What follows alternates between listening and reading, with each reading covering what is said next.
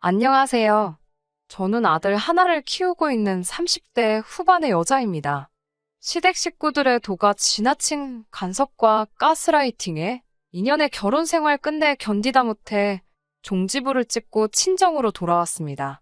저와 남편은 먼 친척의 주선으로 만나게 되었습니다.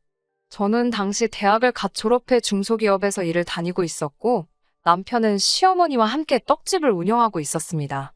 저보다 9살 많은 남편은 외모도 준수하고 성격도 서글서글해서 저로서는 왜 아직까지 혼자인지 이해가 안 될 정도였습니다. 저희 친정 부모님은 아직 어린 제가 나이 차이 많이 나는 남편한테 시집 가는 걸 못마땅해 하셨지만 사실 당시에 저희 집이 경제적으로 많이 힘들었던 시기였어요. 아버지가 친한 친구분에게 큰돈을 빌려주었는데 그 친구가 연락이 끊어지면서 그 책임을 오롯이 아버지가 지게 되셨거든요. 그래서 솔직히 저는 저라도 빨리 독립을 하는 게 조금이라도 도움이 되지 않을까 생각했어요. 하지만 아시다시피 중소기업 다니는 여자가 벌 수 있는 돈은 한계가 있어서 독립은 꿈도 꿀 수 없었습니다. 그러다 지금의 남편을 만났고 저에게 자기 재산을 이야기하며 계속 저에게 관심을 표했기에 적어도 좋은 남편이 돼주지 않을까 생각했던 것도 사실입니다. 그런 선택으로 제가 이렇게 오랫동안 마음고생을 할 줄은 그땐 정말 상상도 못했어요.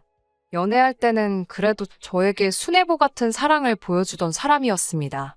저를 보기 위해 새벽부터 저녁까지 일하고도 피곤한 기색 없이 회사 앞으로 찾아오기도 했고, 늘 저에게 결혼하면 최선을 다해서 행복하게 해주겠다고 약속하던 사람이었기에 저도 결국엔 마음을 열게 되었습니다. 하지만 결혼식을 올리기가 무섭게 상황이 달라졌습니다. 당시 시아버지는 이미 오래전에 돌아가셨고 시어머니와 신우가 같이 떡집을 운영하고 있었거든요. 처음에 남편을 소개받을 때만 해도 남편과 시어머니가 같이 공동으로 떡집을 운영한다고 하더니 정작 결혼하고 지켜보니 남편은 그냥 잔심부름이나 하고 정기적으로 받는 월급조차 없더라고요. 게다가 저더러 여자가 무슨 바깥 생활이냐며 때려치우고 떡집에 나와서 신우라도 도우라고 하시더군요. 제가 너무 속상해서 하루는 남편에게 결혼하면 행복하게 해준다더니 이게 다 뭐냐고 하루는 울며 따졌어요. 남편은 사람 일이 어떻게 마음대로 되냐면서 기다리면 좋은 날이 올 거라고 느긋하게 세상 편한 소리를 하더라고요.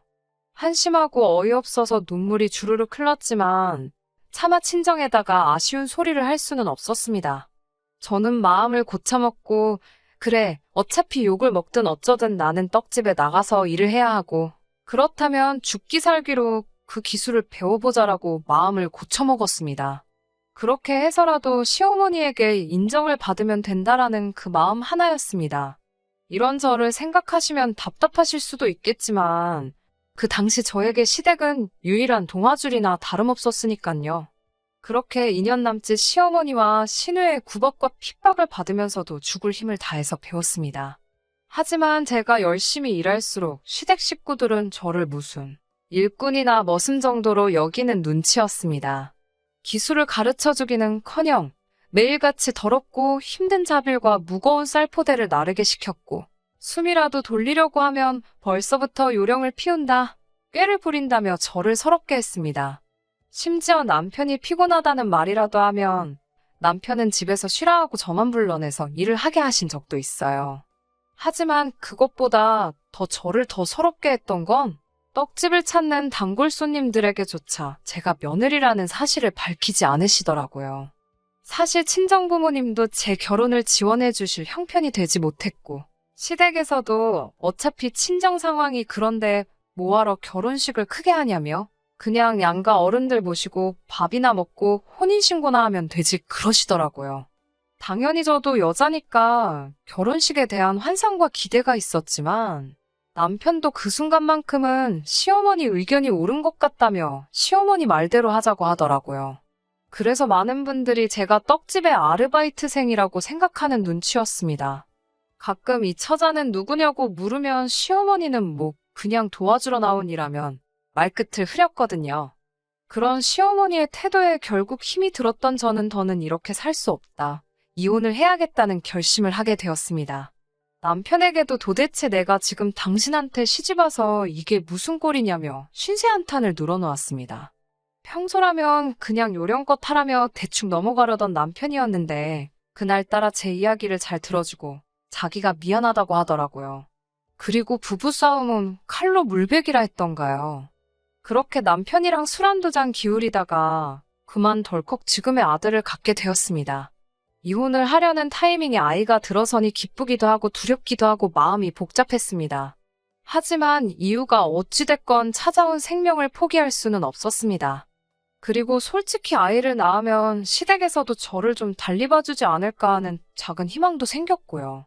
남편도 제 임신 소식에 매우 기뻐했고 그런 남편의 모습에 어떠한 변화가 있을지도 모른다는 기대도 생겼습니다.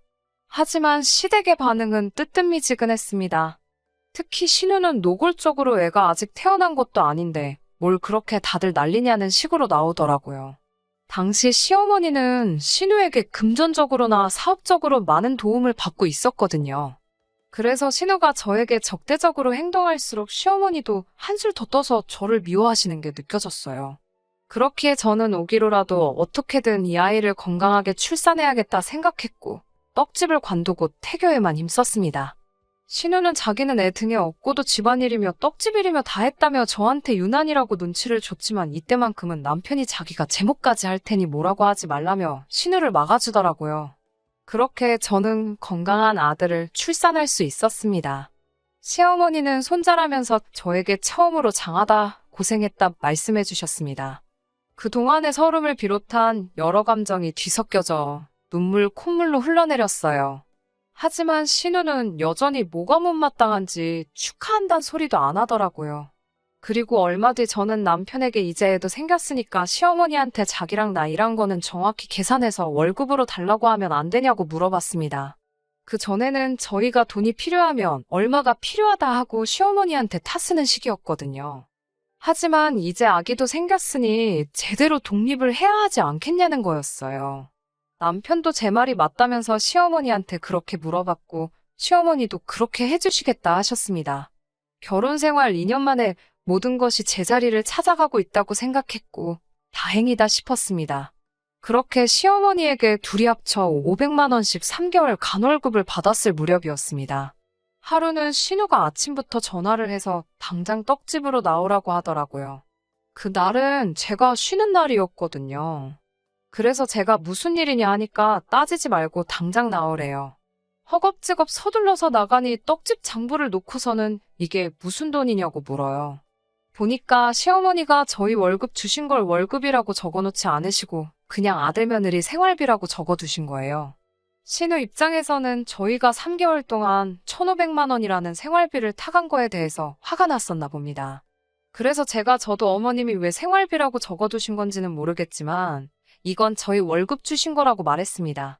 그러자 신우는 월급? 아니, 무슨 월급? 가족끼리 월급을 왜 받아? 서로 돕고 살자고 이렇게 하는 건데 그렇게 계산적으로 한다고? 라며 저를 도끼 눈을 뜨고 노려보더라고요. 그러더니 저한테 너 솔직히 말해봐. 너 이 떡집 폴랑 삼키려고 내 동생하고 결혼했지? 그러는 거예요. 그래서 제가 그게 무슨 소리냐고 하니까 못 알아듣는 척 하지 마. 너 이 떡집이 욕심나서 우리 집에 시집 온 거잖아. 그러면서 애는 왜 낳았어?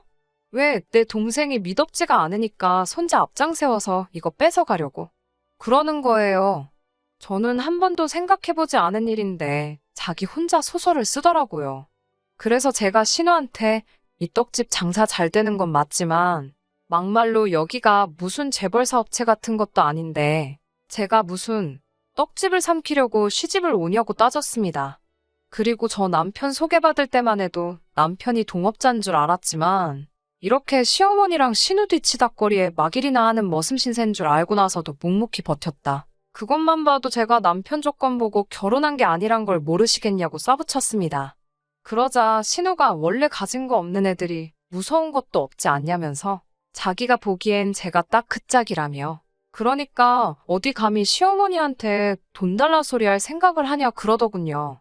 신우의 말도 안 되는 억지를 듣고 있으니 분하고 화가 나고 막말로 차라리 동네 아줌마면 뺨이라도 한 대 치고 싶은데 차마 남편 누나라서 손도 못 대겠고 열받아 죽겠더라고요. 결국 저는 바로 남편에게 전화를 걸어서 당신이 누나한테 상황 설명 좀 똑바로 하라고 했습니다. 그러자 남편은 그렇다고 누나랑 싸우고 있으면 어떡하냐면서 일단 누나한테 미안하다 그러고 얼른 집에 오라더군요. 그래서 제가 남편한테 내가 뭐가 미안한데 사과를 하냐고 나는 못한다고 소리를 지르고 전화를 끊었습니다. 남편이 남의 편이라더니 아니 왜 저한테 사과를 하라고 하는 건지 이해가 안 되더라고요. 결국 팔은 안으로 굽는 게 맞구나 싶으면서 이 지긋지긋한 집구석하고 1분도 더는 얽히기 싫었습니다. 그리고 신우한테 이깟 턱집 한 트럭을 줘도 안 가질 거니까 걱정 말고 대대손손 헤쳐먹으라고 소리를 질렀어요. 저도 그때는 눈에 뵈는 게 없어서 솔직히 말이 막 나오더라고요. 그리고 네 잘난 동생 그렇게 아까우면 옆구리에 끼고 평생 살라고 했어요. 떡집이고 네 동생이고 다 필요 없다고요. 그러자 신우가 어이가 없다며 저를 한 대 칠 기세로 쳐다보더라고요. 그래서 제가 만약에 내 털끝 하나라도 건들면 그때는 나도 이판사판이라고 같이 쳐다봤습니다. 그러자 제 기세에 자기도 좀 놀랬는지 슬슬 자리를 피하더라고요. 저는 그 길로 집에 와서 짐을 싸기 시작했습니다. 저도 결혼할 때 친정이 어려워서 많이 못 해온 건 사실이고 남편 덕을 보고 싶었던 마음이 아예 없었던 것도 아닙니다. 하지만 2년이 넘는 기간 동안 시댁에서 원하는 대로 직장도 때려치고 소위 가족 사업이라는 떡집 잘 되라고 저도 죽을 힘을 다해 새벽부터 밤까지 몸이 부서져라 일했고 떡두꺼비 같은 아들 손자까지 낳았는데 그래도 저를 이렇게 못된 여자로 매도시키니 더는 버틸 힘이 없었어요. 집에 돌아온 남편이 현관 앞채 짐을 보더니 이게 다 뭐냐고 묻더라고요. 다 필요 없고 나는 친정으로 갈 것이다 말하니 지금 뭐 하자는 건데? 라며 제 앞을 가로막더라고요. 비키라고 나 지금 친정으로 간다고 하니까 남편이 누나 때문에 이러는 거냐며. 그래도 그 코딱지만한 친정에 가는 거보다 치사하고 더러워도 여기가 낫지 않냐며. 그냥 누나한테 적고 들어가라는데 정말 이 인간이 내 생각을 해주는 게 맞는 건지 내 남편이 맞긴 한 건지 열이 받더라고요. 됐다고 그딴 소리 할 거면 당장 비키라니까 남편이 그새를 못 참고 시어머니랑 신우한테 전화를 걸더라고요. 그래 어디 한번 다 와보라고 한판 붙어보잔 심정으로 있으니 얼마 지나지 않아서 신우랑 시어머니가 집으로 왔습니다. 신우는 문 앞에 제 짐들을 보더니 아주 가지가지한다며 빈정거리더군요. 시어머니는 네가 뭐 나가겠다는데 우리가 뭔 수로 너를 잡냐며 갈 땐 가더라도 손자는 두고 가라 하더군요. 그러자 신우가 손자를 뭐하러 놓고 가라 그러냐며 엄마더러 키우라 그러라고 저더러 데려가라고 했습니다. 전 사실 아들 뺏길까봐 너무 걱정했는데 신우가 그렇게 도와줄 거라곤 상상도 못했네요. 시어머니가 그게 무슨 소리냐고 우리 핏줄을 왜 집 나간다는 애한테 주냐니까 신우가 시어머니한테 눈을 흘기며 우리 애들은 손주들 아니야? 우리 애들로는 부족해. 그러더라고요. 그러자 시어머니가 움찔하더니 아니 당연히 네 애들도 너무 예쁘지. 그렇지만 이라며 말을 이어가려는데 신우가 시어머니 말을 딱 자르면서 저한테 네 아들은 필요 없으니까 데리고 당장 나가라고 하더군요. 그러면서 지금 나가면 2번 다시 들어올 생각도 하지 말라고 하더군요. 그리고 남편이란 작자는 신우 뒤에 서서는 저한테 입모양으로 빨리 잘못했다 그러라며 비는 신용을 하는데 제가 미쳤나요? 곱게 내보내주셔서 감사합니다 하고 얼른 나왔습니다. 짐 들고 애 품에 안고 거리로 나오니 갑갑하더라고요. 그래도 일단은 친정으로 향했습니다. 그동안 친정 부모님이 걱정하실까봐 늘 잘 산다, 다들 잘해주신다 하던 딸이 갑자기 손자까지 데리고 친정에 왔으니 친정 부모님이 얼마나 놀라시던지요. 저는 그간 제가 겪었던 서름을 결국 2분께 털어놓았고 친정아버지는 못난 아비 때문에 고생했다며 연신 미안하단 말만 하셨습니다. 친정어머니도 바보같이 왜 그렇게 당하고 살았냐며 잘 왔다 하시더군요. 그러면서 이제라도 우리 넷이서 열심히 살아보자. 그럼 또 좋은 날이 오지 않겠냐고 힘내자 하셨습니다. 친정에 돌아와서 아들을 친정어머니께 맡겨놓고 당장 밥벌이 할 만한 직장을 알아봤지만 마땅치가 않았습니다. 그러는 와중에 저희 집에 생각지도 못한 소식이 들려왔습니다. 아버지의 돈을 빌려갔던 친구분이 연락도 없이 저희 집에 찾아오신 거예요. 친정아버지는 친구분을 뵙고는 한동안 말을 잇지 못하셨습니다. 친정어머니는 그 친구분을 보고 원망을 쏟아내셨고요. 도대체 우리한테 왜 그랬냐고 하자 미안하다며 말 못할 사정이 있었다고 용서해달라며 빌더라고요. 그러면서 이자까지 해서 챙겨 넣었다며 원금의 2배에 가까운 금액을 돌려주셨습니다. 친정아버지는 이럴 필요 없다고 이자 같은 거 생각하고 빌려준 것도 아니고 잃어버린 친구를 되찾은 것만으로도 나는 행복하다며 말씀하셨지만 친구분은 아니라고 그동안 너무 미안했고 고마웠다고 그때 너 아니었으면 난 지금 이 자리에 있지 못했을 거라며 그 돈을 꼭 받아달라 하셨습니다. 그런 일이 있고 며칠 뒤 친정부모님이 저에게 그 돈을 어떻게 하면 좋겠냐고 물어보셨습니다.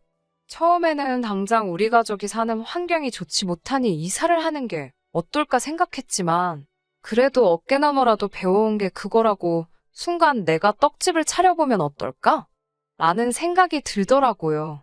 그동안은 그럴 만한 목돈 자체가 없었으니까 아예 생각도 못했던 일이지만 지금 이 돈이라면 충분히 해볼 만하다는 생각이 들었거든요. 제가 떡집을 차리고 싶다 하니까 친정부모님은 그 꼴을 당하고도 떡집이 생각이 나냐면서 징글징글하지도 않냐 물으셨어요. 그래서 제가 그래도 배운 기술이 그거 하나고 언제까지 이렇게 살 수는 없으니까 한번 도전해 보고 싶다고 했습니다. 그러자 친정아버지는 그래, 도전도 젊었을 때 해보는 거 아니겠냐며 어차피 다시 돌아올 돈이라고 생각해 본 적 없다고 어디 한번 잘해보라고 흔쾌히 그 돈을 저에게 내어주시며 저를 응원해 주셨어요. 그렇게 저는 대학가 근처에 작은 떡집을 하나 냈습니다. 학생들이 간편하게 먹을 수 있으면서 커피하고도 잘 어울리는 디저트로 만들었는데 제가 예상했던 것보다 훨씬 좋은 수익을 내더라고요. 학생들 사이에서 입소문이 나니까 금방 인터넷에서도 유명세를 타기 시작해서 혼자서는 감당이 안 되더라고요. 결국 식당에서 설거지하시던 친정어머니와 건물 관리인으로 일하시던 친정아버지까지 모두 같이 하게 되었습니다. 예전 시댁에서 가족 간 금전관계는 확실히 하는 게 좋다는 걸 뼈저리게 배웠기에 부모님께도 전에 버시던 것보다 훨씬 넉넉하게 급여를 챙겨드렸어요. 부모님은 자식한테 월급을 다 받아본다며 즐거워하셨고 전에 없이 저희 가족은 행복하게 지내게 되었습니다. 그리고 저희 떡집이 인기가 많아지면서 전 남편과 시어머니 귀에도 들어갔는지 제가 자기네 기술을 훔쳤다며 난리가 났더라고요. 기술에 대한 사용료를 내라던가?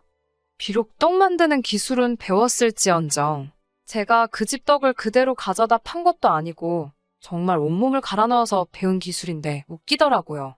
전 남편은 이혼 서류 잉크도 다 말라버린 이제서야 왕처럼 받들어 모시던 신우며 시모 다 포기하고 저에게 올 테니 자기만이라도 다시 받아달라며 우리 아들도 보고 싶고 어쩌고 하는데 제가 됐다고 했습니다. 나중에 아들이 커서 자기 친아빠가 누구냐 보고 싶다 하면 그때 생각해보자고 했습니다. 시모와 신우 등살에 달달 볶이며 월급도 없이 머슴 생활 하는 게 저한테는 썩 좋은 생활이지 않냐 노래를 부르던 이 사람도 제가 제 스스로의 힘으로 돈을 이렇게나 잘 벌고 있으니 애아빠라는 이유 하나만으로 이제 시댁 등지고 다시 제게 빈대붙으려는 신부 아닌가요? 정말이지 뼛속까지 이렇게 노예근성이 있는 사람이라고는 생각도 못했습니다. 이제 저희 집에도 꽃길만 있을 것 같아요. 정말이지 고생 끝에 낙이 온다더니 행복합니다. 끝까지 들어주셔서 감사합니다. 오늘의 사연은 여기까지입니다. 구독과 좋아요, 알람 설정 부탁드리고 더 좋은 사연으로 다시 찾아뵙겠습니다. 감사합니다.